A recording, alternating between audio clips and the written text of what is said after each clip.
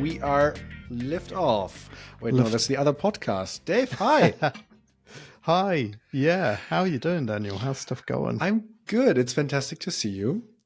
I think I'm finally done with my server stuff, but I'm a Yeah. tiny bit fed up with talking about it. And I think our listeners are too. So I don't want to tell you any more, except I think I've now cleaned all my data and I think I've now squared everything away and I've learned so much. So server is running again. Very nice. Brilliant. Brilliant. All's well that ends well, and no more How about you, thorns Dave? in your side. How about me? I'm still shaving that yak that we spoke about last week, Daniel. That's still happening. Yeah. So that was the yeah. yak of what exactly? That was the yak of let's think about this. That was the yak of gutting my app's code base to remove the router design pattern. And ultimately will be the yak of then gluing everything back together with my new video pipeline that I've built the other month, and also gluing in my Lego blocks, the Swift packages that I've built for things like a setting menu and stuff. Yeah. So it's on its way. Make that yak nice and smooth, Nice and smooth, clean shaven, like a kid's butt, as the Germans somehow say. Yeah, baby's bum, I think, in English. Yeah. Anyway, hey, welcome to Waiting for Review, a show about the majestic indie developer lifestyle. Join our scintillating hosts, Dave and Daniel, and let's hear about a tiny slice of their thrilling lives. Join us while waiting for review. All right, I have a topic that I brought to the show this time. I researched and prepared, and I want to talk about Apple's DMA changes to the European App Store that are coming in March this year. Yep. Yeah. And of course, that doesn't apply to everyone, but a few of the changes do. And even the ones that don't, I feel like things are moving. Like things are kind of in flux regarding like apps, how Apple manages the App Store, and I feel like there might even come more legislation might come in the US or other countries, and so I feel like it's good practice to see like what Apple is doing here and how it affects at least European developers, and also like how it might change the landscape if it does it all. And so I got myself a few notes, and I'm going to tell you all about like what is changing. And I want you to be to just butt in with any thoughts that you have on whether that's good, whether that's bad, does it apply to you, stuff like that. All right? Well, this is going to border along the lines of a Dave Reacts video, I guess, for people watching on YouTube, because I've largely stayed out the way of reviewing all the DMA stuff. Yeah. Dave Reacts. So we'll see. I'll try and I've got zero poker face, so you'll get an honest reaction from me.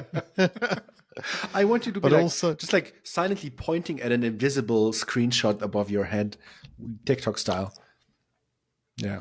Good thing I already took a screenshot for the YouTube thumbnail earlier. For those of you listening in via traditional podcast media rather than video, I was pulling faces then as Daniel was talking. So check out the YouTube channel. You can see me pulling faces. But Daniel, with all of this, I think just to preface before you get into it, my understanding of all of this is pretty shallow, because I've looked and sort of gone, well, I'm never going to really be that bothered about putting something in a separate app store. Well, I don't do this or don't do that. It doesn't affect me. So I've kind of just sort of gone, Apple's going to do what they're going to do. But you're right in saying it's going to set the scene for sort of future developments and changes as well. I think that's probably quite true. And I think having even just a bit more knowledge is probably going to be useful for me than otherwise. So hit me, go for it. Yeah. Okay. So DMA is the Digital Markets Act. It's a new law inside the European Union that is passed and that goes into effect March 6th, I believe. And one of the concepts that this new law introduces is the concept of the core platform services, and that are services that the European Commission has decided require regulation because they're important to the digital economy and concentrated in the hands of a handful of gatekeepers. And Apple has been designated one of those gatekeepers. And the European Commission has now created a list of core platform services into which 3 of Apple's products are actually falling. So in the operating systems category, we have iOS, and that is just iOS. There's not Mac OS, that's not iPad OS, that's not Vision OS. Okay, that's curious. Watch OS, nothing, just iOS, because the market share, I assume. Then in the browser category, there is Safari. Yes. So Safari is a core platform service in the browser category. And then in the intermediation category, we have the Apple App Store. I am a bit unclear whether this means the complete App Store or just the iOS App Store. What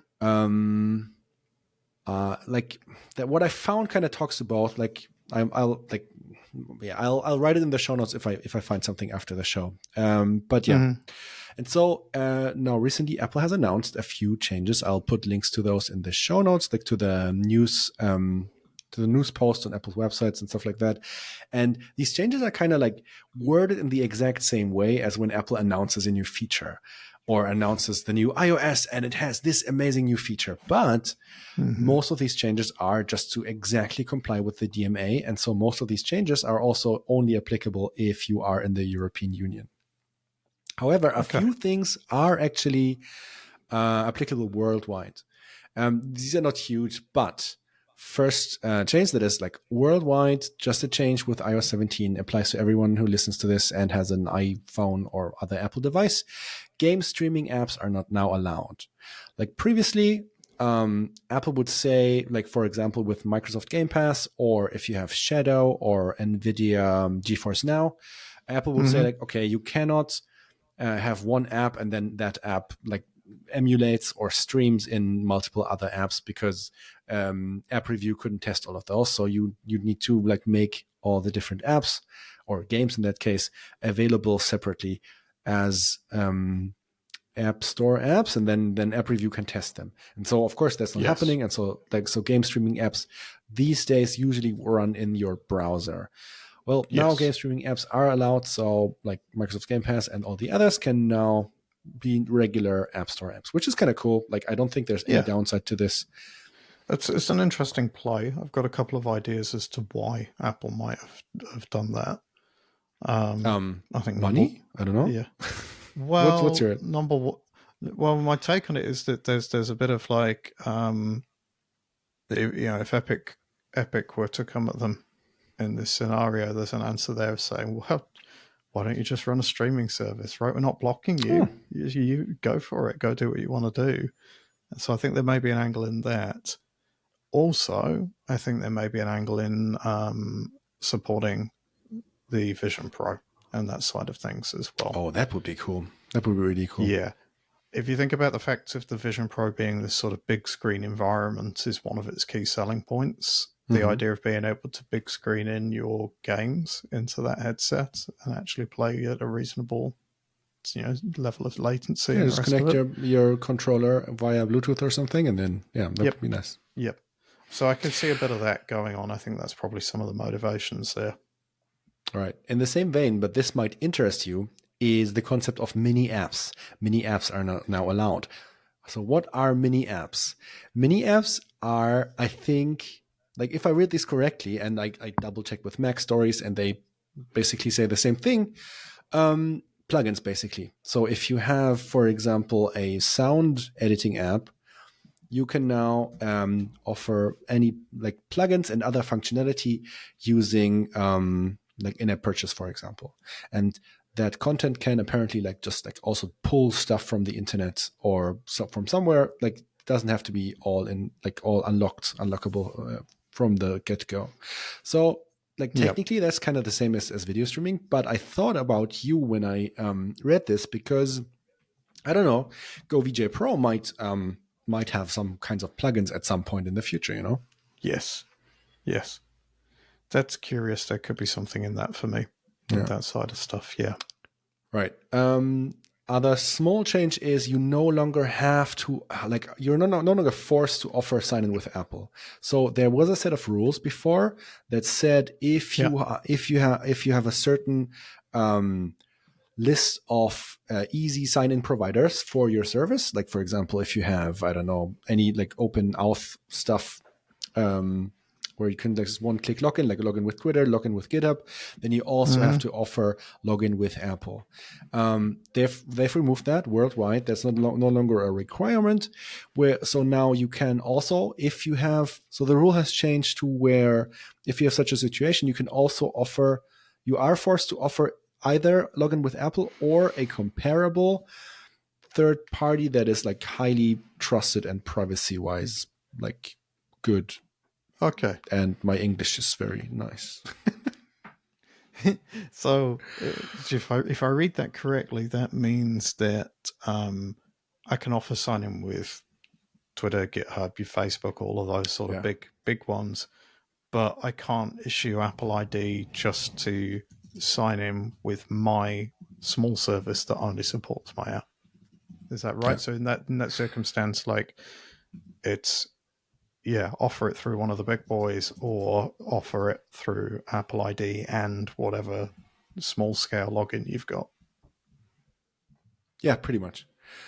All right. And then something that kind of is important to me, or that actually the reason why what made me start going into this more deeply is that Apple is now offering a new analytics and reports in App Store Connect.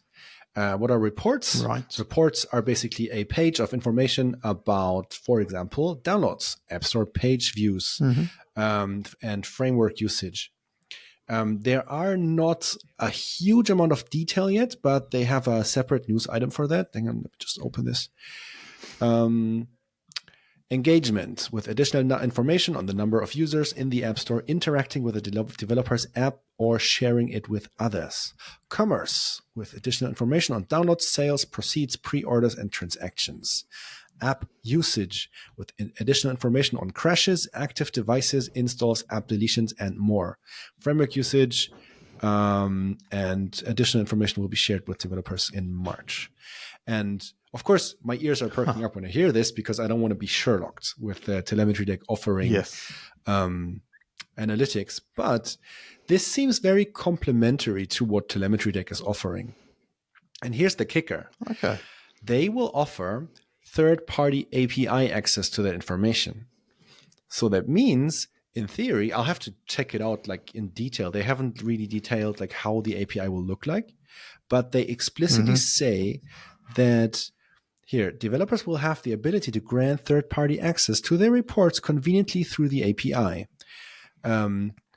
And basically what that means is, I think that I could, in theory, offer like a connection between telemetry deck and the App Store, this App Store API, and then show the telemetry deck data next to that App Store data, which is really cool because like that data, only Apple can really gather that data. And so if we combine that with the data that kind of only telemetry deck can gather, we have more data, and that's actually pretty nice. So I want to explore that further, but so far no, like the APIs haven't really been described more than like these, like a few sentences. And there's also a few quotes that John Voorhees and Federico Vitici kind of got out of Apple about those. But yeah, I'm actually pretty excited to see what those are going to bring in the future.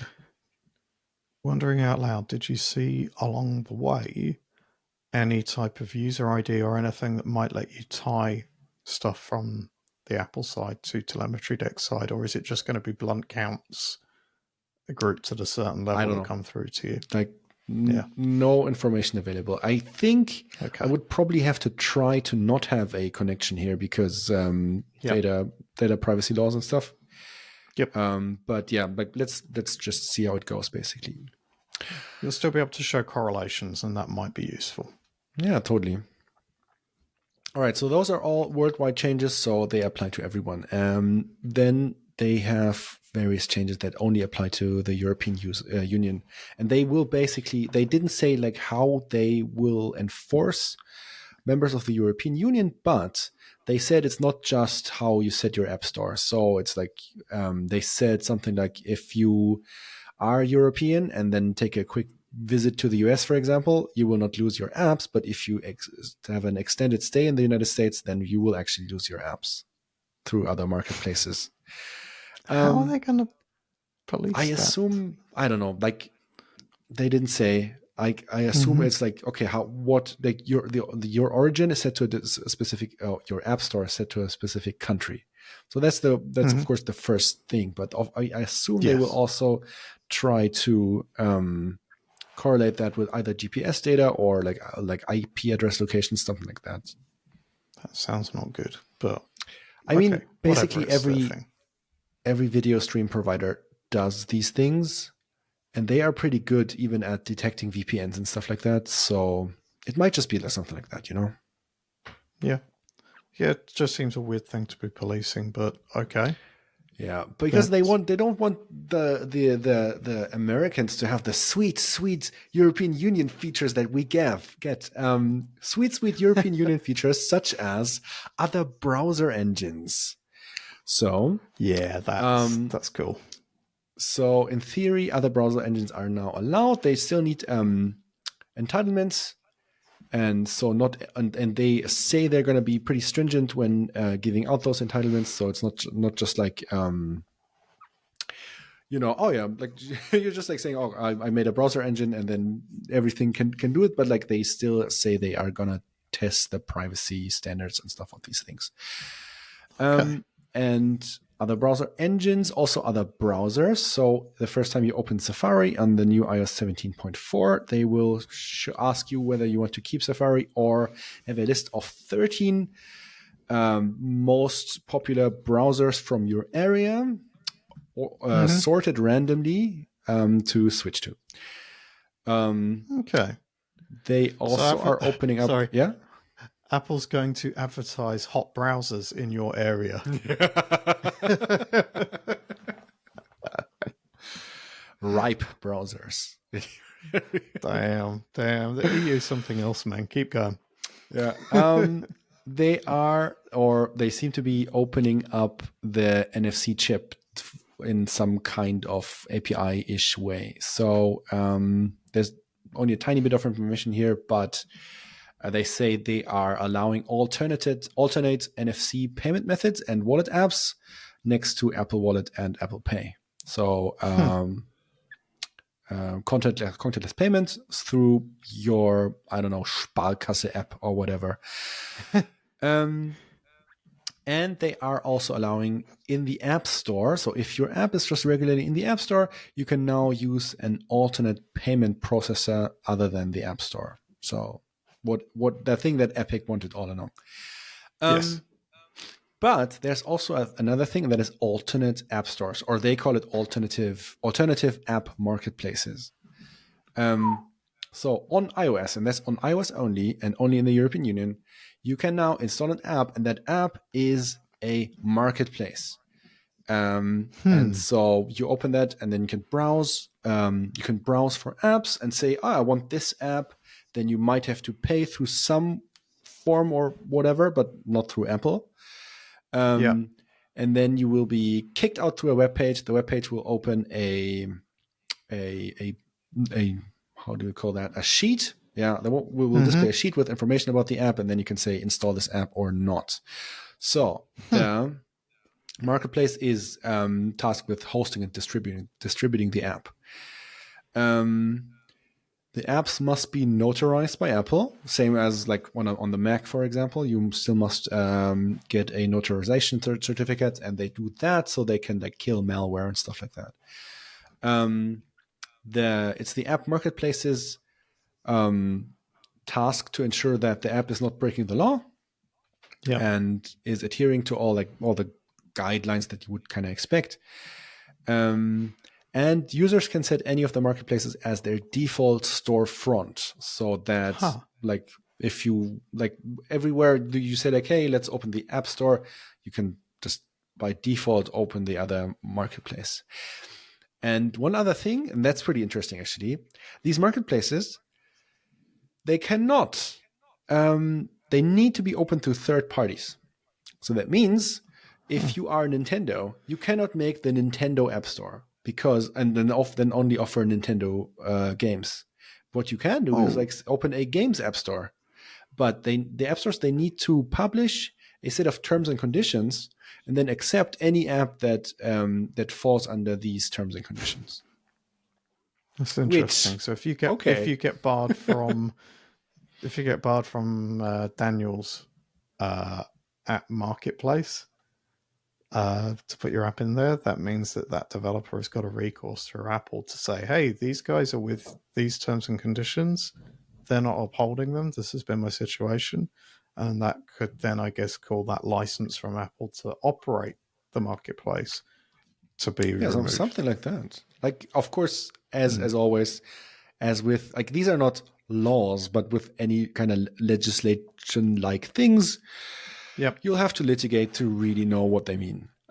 So let's see. But for example, what could be happening is that someone like, I don't know, like Telemetry Deck or Revenue Cat or one of those like indie like companies that are close to the indie devs opens an indie dev app market that only allows apps from developers that are smaller than X or whatever. No plans on my side, by the way, but like but like not everything has to be the evil juggernaut like Facebook is opening their open marketplace and Spotify or whatever. All right. Not everyone can open a marketplace. Yes. Yeah, I was going to ask about that because I think there's some. I have a quote here because that's actually pretty interesting. Operating an alternative app marketplace requires significant responsibility and oversight of the user experience, including content rules and moderation processes, anti-fraud measures to prevent scams, transparent data collection policies, and the ability to manage payment disputes and refunds. Among the other limitations, only businesses organized or registered in the EU can operate an app marketplace, and they must provide a letter of credit in the amount of 1 million euros from an A-rated or equivalent financial institution. 1 million euros. 1 million euros. So remember that good morning quote that I posted on this Telemetry Deck account the other day. Like every morning I post a good morning message. A few days ago, I posted, good morning to all app developers who will provide Apple a standby letter of credit from an A-rated or equivalent by S&P, Fitch, or Moody's financial institutions of 1 million euros to establish adequate financial means in order to guarantee support for your developers and users. That's where the quote comes from. I mean, okay, I get it. That is interesting, though. That's a bar of entry that will block a lot of people at the indie level out, at least from starting, Joe Bob's app store. But I mean, it does make sense because you want to be able to if the app marketplace starts and then goes bankrupt like 3 months later, that kind of helps nobody, and then everybody's just angry at Apple. So I kind of get that. On the other side, if only Twitter could be held to those sort of standards. The idea of disputes and I guess safety and that sort of thing is sort of being legislated by Apple here. It should be legislated on social media apps as well to some degree by Apple, like policed at least. Fully agree. But all right, but moving I have one more thing actually. Hang on. So, this is about the new business terms. So we have the alternative markets, we have the different payment processors, and we have the different WordPoint changes. And Apple is basically coming to every single developer in the European Union and offering them a deal. They say, like, on the one hand, you can just everything stays exactly the same way. You can just just keep the existing business terms, stay in the App Store, nothing changes, everything is good. Yep. Or you can request to switch to the new business terms. And the new business terms, once you switch to them, you kind of cannot switch back, as far as I can tell. Yeah. And the entire fee structure changes. Like, what fees are you paying to Apple? So the fees will now be split up. First of all, you pay for payment processing. So if you don't supply your own payment processor, you pay 3% of each transaction to Apple for payment processing. Okay. Fine, which pretty free. Yeah. Then you have Apple's commission, like how you pay 30% to Apple for each in the old terms. Yep. And if you are making under €1 million per year, you pay 15% to Apple right now, right? Yep. These numbers change if you switch to the new terms. You are now, the lower bound is now 10% and the upper bound is now 17%. Okay. Yeah, that makes sense. You pay less Apple commission because everything is split up, and that is just Apple's commission. That is how much they think it's worth to be in the App Store. But there's more, because being in the App Store is worth even more, because you have, in addition to that, you have to pay a core technology fee. The core technology fee applies to all apps, free or paid, in all app stores, regardless of if you're in the Apple App Store or in any other app store.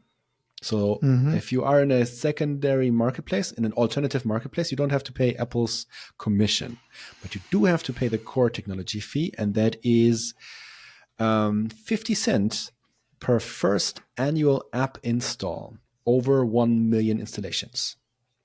So ignore the 1 million installations first, like for a second. Basically, every one of your apps has users, and if a user installs your app in a given year, you have to pay for that installation. You have to pay 50 euro cent to Apple. If they keep it for a year, after your millionth one of those, right? Yeah, and the first million is free, but then after that, you pay per install, basically, which is very, very close to what Unity is doing these days, actually, also. Right. Which is like what the Unity game engine is also going to, pivoting to a model where they want their customers to pay by install. Yeah. And so that sounds like not much, like what is 50 cents, but your app better not be adds free. Up quick. Yeah, that adds up quick. Yeah. Apple says, they have a huge infographic, and that basically says 99% of developers will have a better deal under the new rules, but 1% will have a worse deal. I don't really believe that. No. I also, in my notes, it also says possible motive ? So in my opinion, and this is just my opinion, Apple wants free apps especially to stay in the regular Apple App Store. They don't have because they don't have they don't need to go anywhere because they're not paying money to Apple anyways. And with the free apps in the Apple App Store, Apple has more apps in the App Store, which is what they want, of course. But also they can police them more closely. They can more closely check them for privacy violations and scams and whatever. Which is, no, I get that. Especially free apps, they are kind of the ones that will then gather your data and sell it to the highest bidder, or be plastered with ads or whatever. So yeah.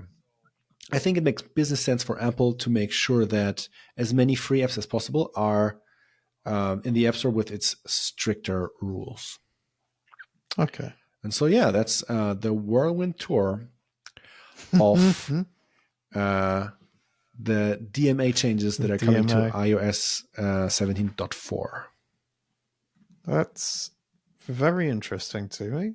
Because I look at this and I'm sort of see, well, this may well be how it runs for the whole world eventually, depending on what other legislation goes through. I've listened to a couple of other podcasts because, yes, I do listen to other people's podcasts and don't just record my own. I know, shocking. But I've heard a couple of other takes sort of saying that if the US's legislation gets anywhere close to Europe's, then that will just set the tone for the entire App Store worldwide to some degree. Probably worldwide, excluding China. That's at a guess, because China's already got special rules for certain types of rules. But yeah, and so I look at what you're describing, and it is potentially a preview for where things could go over the next year or two worldwide. So although I feel like it doesn't really affect me right now. I'll stay in the App Store. I'll keep selling my apps that way in Europe because there's really not a lot of benefit for me in terms of putting in the effort to do otherwise. But it's good to get a view of it in case we do sort of go there worldwide, then that might shift. I mean, as before, like Apple has had to grant a few exceptions to this, to their App Store policies, like for example, the dating apps in the Netherlands. I don't know if you know that story. Yeah, but basically, there's a weird law in the Netherlands that makes Apple have have to grant an exception to specifically dating apps so that they can provide their own payment processor. And so what they did in that case, and also in other cases, is they make the dating apps apply for a specific entitlement, and then once they have that, they have to call a specific API, and then in that specific API, Apple will throw up a huge sheet that warns you about the dangers of going onto the open internet and saying that they cannot guarantee that they will not be scammed, and basically giving them like a huge amount of scariness, which shows just how petty Apple is here, in my opinion. Yes.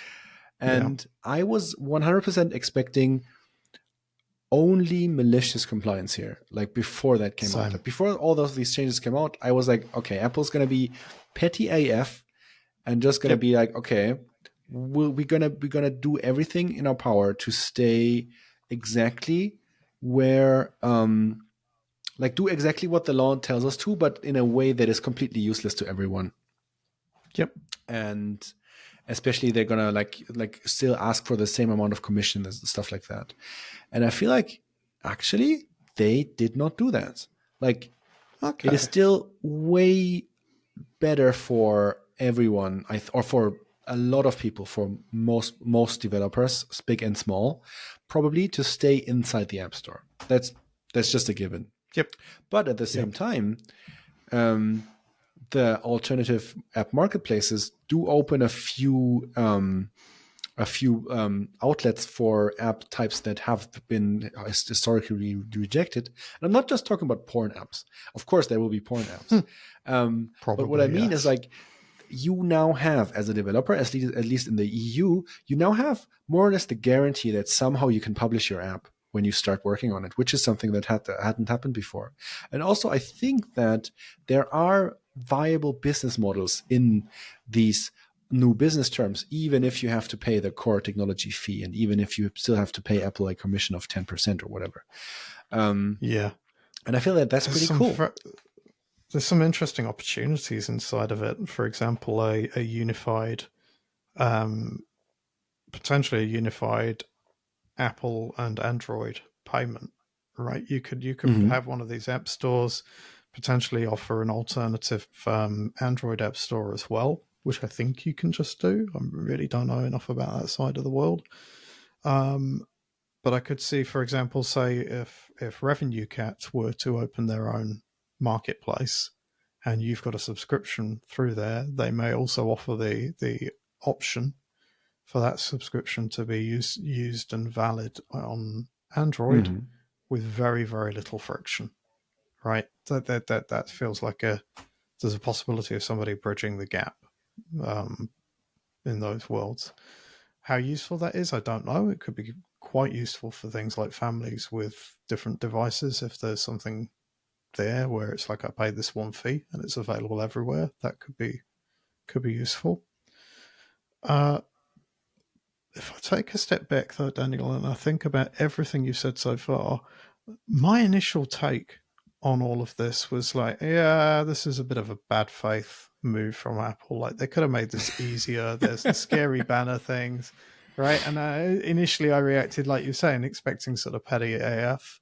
And what you've described doesn't quite seem petty AF. It's just a tiny bit petty.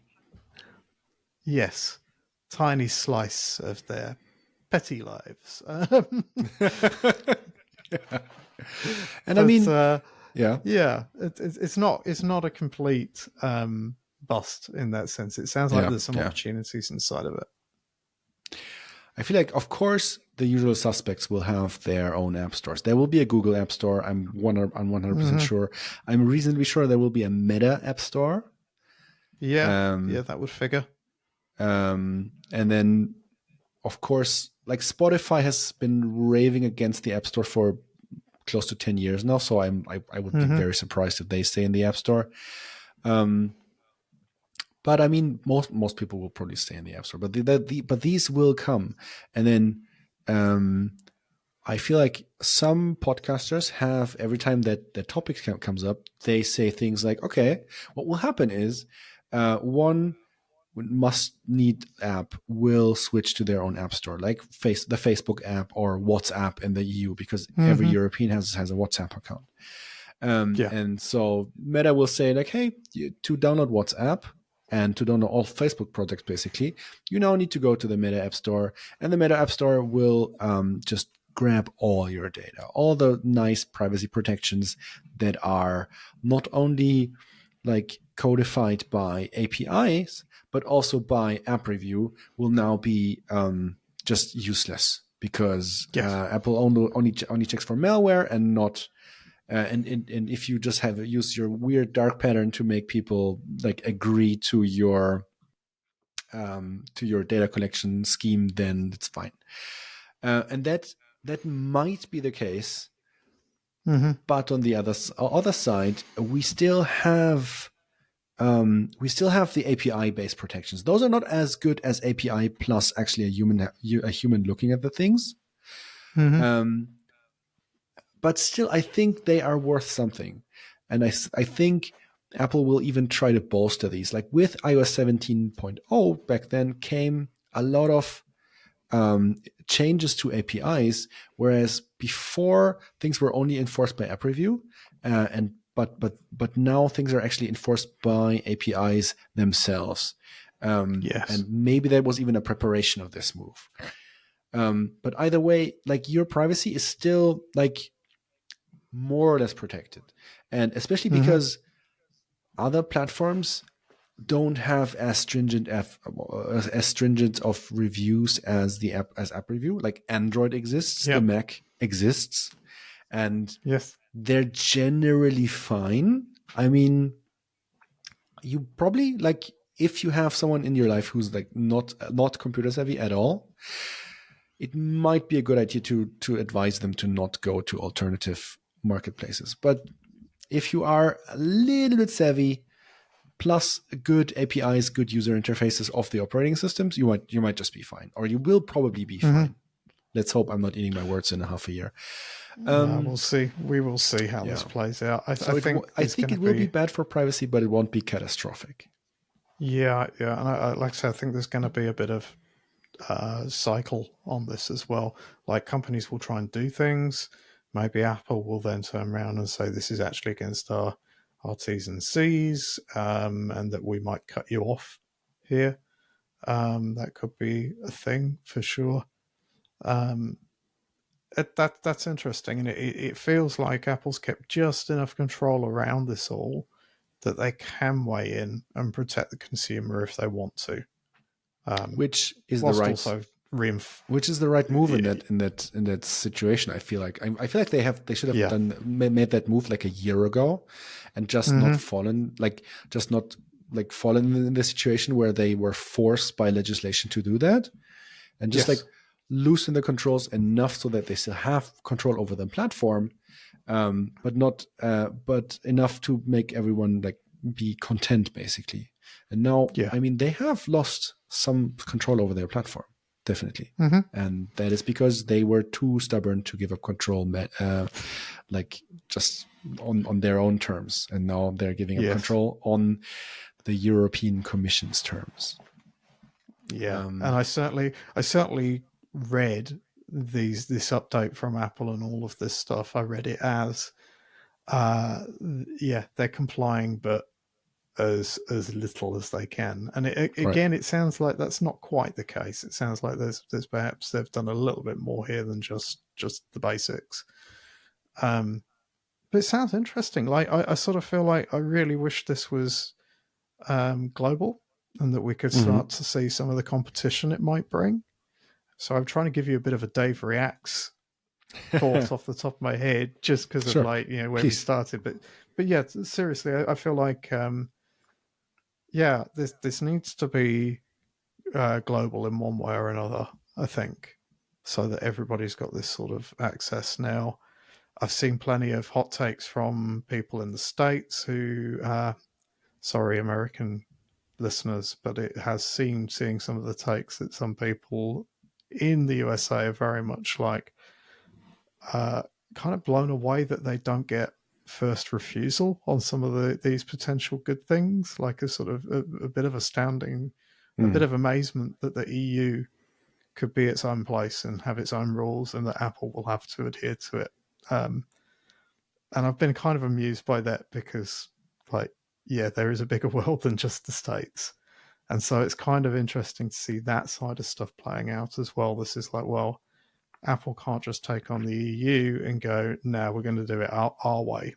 That's what this has proven. It's proven that ultimately the state that the EU is, the mix of states even, is strong enough still to exert some control in this way and to advocate Also for what the USB-C. user is asking for. Yeah, exactly. And again, I expected malicious compliance over USB-C. I expected like a dongle in the box or something. So that was definitely a win. But all of that to one side, like, yeah, I still feel like there's very limited benefit of this to most indies right now. Yeah. Now, that picture might shift.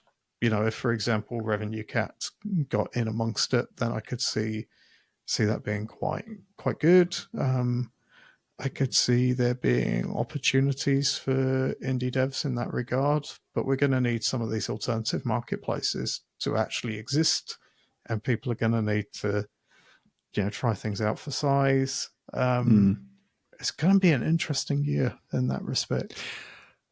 I feel like, so if this just stays in the EU, it will. I feel like it will only be used by very large companies who have just the bandwidth to publish two versions of their app, like one for the rest of the world and then the EU market version that is distributed to a separate marketplace. Yes. But for example, if the US Congress or whatever says, oh, look, the Europeans have this nice law and it makes Apple do what we want them to do, because I feel like there is pressure in the US too to force Apple in that direction. And if they just like copy paste that law and say like, hey, ChatGPT, change a few things. And if they basically apply the same or a very, very similar law so that this thing is now in the US too, then it might spread even further. And that, at the latest, will then, like, the combination of other browser engines and you don't have to do app review anymore will just lead to a lot of like Electron-based apps, but for your phone, which is going to be horrible. Potentially. Yeah, that would be horrible. At the same time, I think it won't be that bad, because, or I hope it won't be that bad, because like iPhone users especially are kind of used to a certain level of quality from their apps. So they might be Electron apps or Flutter, but like what I was saying, Flutter apps exist. Like apps written with React Native exist already, and they are on your phone. Yes. And either they have the quality you want to or you don't, but they do usually have the performance you want. So like you could already write JavaScript apps for your phone right now, even if you have an iPhone. Yes, if you're so motivated. Sure. Not my cup of tea, but I totally get why people do it. Like, quick aside, Telemetry Deck. By the time this episode launches, actually, Telemetry Deck now supports both Flutter and React natively.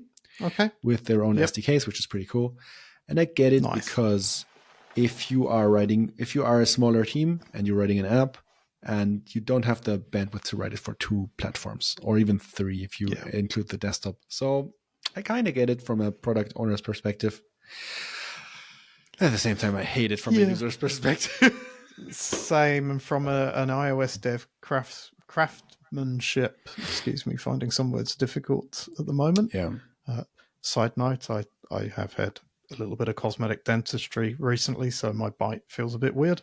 So yeah, anyway, Matt, that's why I may be mangling my words today. But anyways, the thing I was going to say was a lot of those companies, apps, developers sort of delving into tools like React Native because they don't want to spend so much time building out the native experience. Like, my reaction to that is make a web app, make a PWA, and go from there, right? Test your waters that way first, sort of feels like where my head ends up.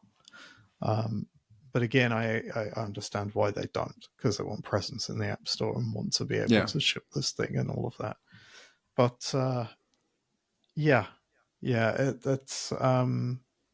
it's interesting, like seeing how this may all add up. The alternate browser engine side of stuff could be quite incredible. Actually, that could be. I actually think that is the least change, like in my opinion. I think the changes that the alternative browser engine thing will bring is there will be a native Firefox implementation, a native Chrome implementation, and a native Microsoft Edge implementation. But that's going to be like these 3 apps will be different. But every single other company will be like, yeah, but like our like existing web applications and our existing web-ish based applications that are written in React or whatever, they already work on the iPhone. Like, and we're not gonna, for just like the EU is not small, but it's not gonna be more than 50% of their revenue or their user base. So so they're still gonna have to deal with their existing app base anyway, and they're using how do I say this? Like they're using these cross-platform techniques to not manage 2 apps at the same time. So they're not going to want to manage 2 apps at the same time. No, that's true. That is true. And so I think maybe there's a black swan coming out from nowhere at some point and be like, oh, this enables a thing that no one has foreseen. But yeah, I don't see things changing so much there because it's just like left to the EU and not to the whole world. Yeah. The other thing I remember about that actually was I came across something saying that if you do use an alternative browser engine, that is the only way you can browse web content in your app. So you can't mix and match WK View with Daniel's web view, for example. Makes sense. Yeah. And I think there's still a whole bunch of privacy and security like rules around these things as well. So, yeah, I mean, in theory, you can't just build an alternative browser engine and then use that to get all of the data through that you might not get otherwise, like tracking how a user goes through flows and that sort of thing. I'd be very interested to see how Apple polices any alternative browser engines. Me too. Like, it doesn't go into detail here, but it feels like to me that Apple will actually review those alternative browser engines. And yeah, you have the like all the API securities that the iOS brings you, and then also this is in the EU, the collection of states with one of the stronger privacy laws, where you have to at least ask in various ways for permission to do stuff. So that makes sense. So you've still got these checks and balances going on. Yeah. It doesn't sound awful.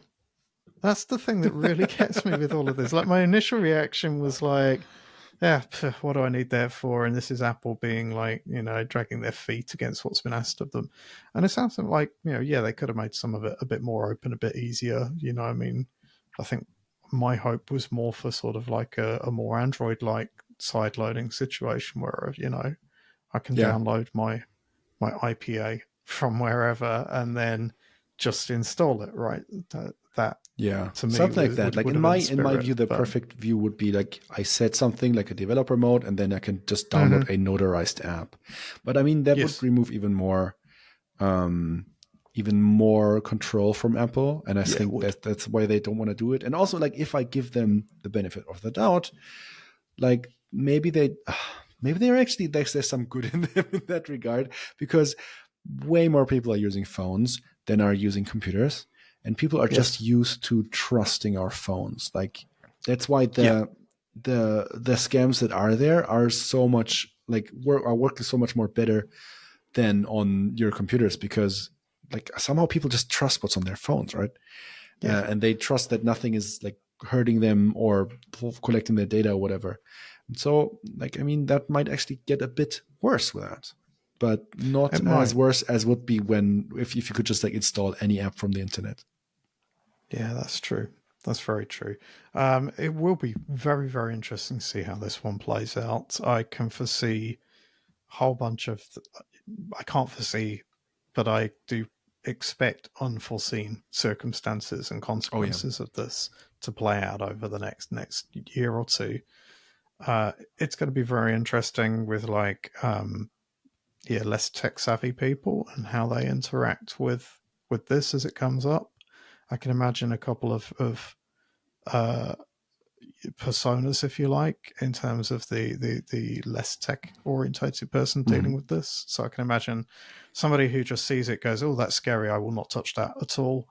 And then somebody who sees it and goes, "YOLO, I'll install every single alternative marketplace, check out all these apps, and not really think about any of these things, privacy, data, whatever."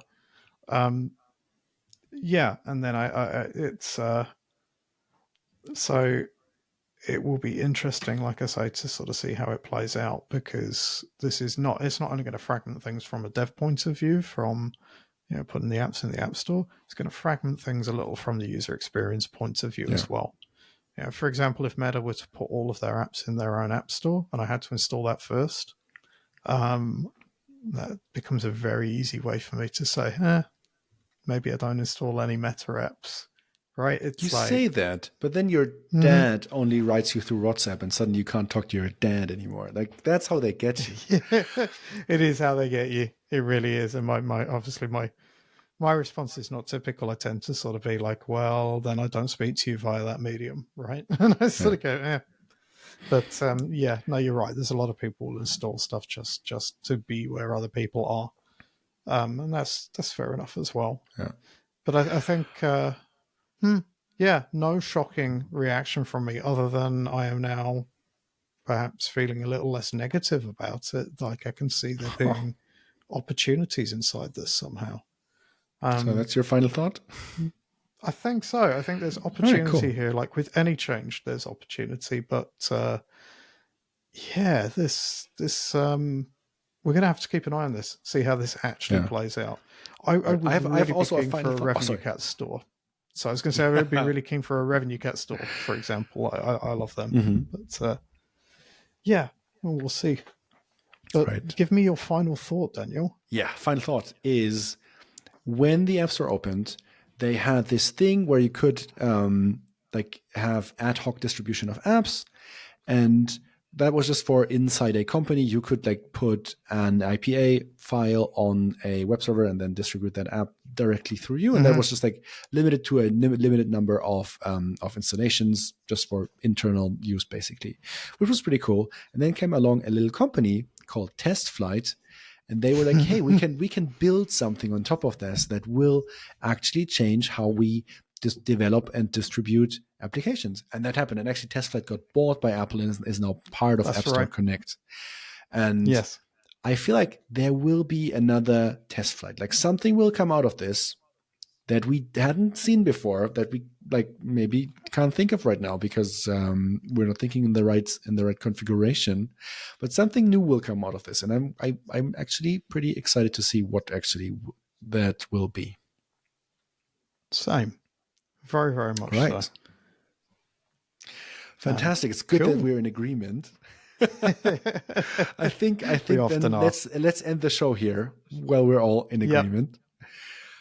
David, has been fantastic to talk to you, or to talk at you. More like, It's been interesting, Daniel. There's a whole bunch of things in this I wasn't really so aware of. So thank you for that. tiny lectures with Daniel. Yeah, where can people find you on the internet and give you more information about the Digital Market Act or the changes in the App Store or their opinion on this? Wow, yeah, okay. You can definitely find me on Mastodon and the Fediverse at dave@social.lightbeamapps.com. Please don't at me too much about the DMA, but yeah, quite happy to chat with anybody about it. And if you feel very, very strongly about stuff, you can always contact us via email, which is contact@waitingforreview.com. And yeah, you can find out more about my apps and things over at justlightbeamapps.com. But how about yourself, Daniel? Yeah, find me at daniel@social.telemetrydeck.com. Also check out Telemetry Deck, the perfect, most private analytics and usage data platform there is at telemetrydeck.com. As they've said, contact at Waiting for Review for your emails at us, because we'd love to hear from you and hear your questions and your comments and how you think the app landscape will change under the DMA. Thanks for listening.